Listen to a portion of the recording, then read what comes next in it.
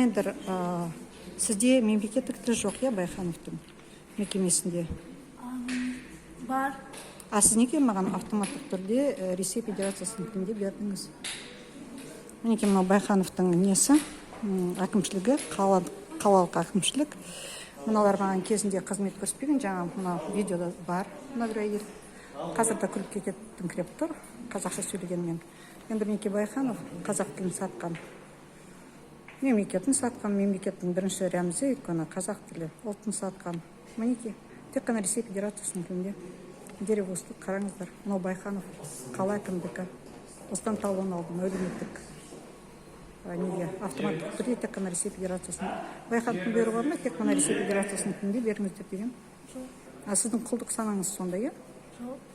Жоқ емес, 100% солай. Не Байханов, екі-ақ вариант бар. Не Байханов сізге бұйрық берді, не сіздің құлдық санаңыз. Өйткені мен сізден адам дұрысты тілде сұрап тұрмын, дұрыс па? Сіз маған көрші мемлекеттің, агрессор елдің тілінде талон беріп тұрсыз. Қай вариант? Неге? Осындай масқара. Айтпайды әрине. Байхановтың бұйрығына құлдық саналарыма, Байхановтың бұйрығы деймін. Енді маған беріңіз адам дұрысты тілде. Осы мемлекеттің. Сәлеметсің. Осындай масқара. Байханов кетсін, Байханов орында отырмасын. Мемлекеттік тілдің сатқыны. Ылғи сатқындарды жинап алған, мемлекеттік тілдің сатқындарын жинап алған.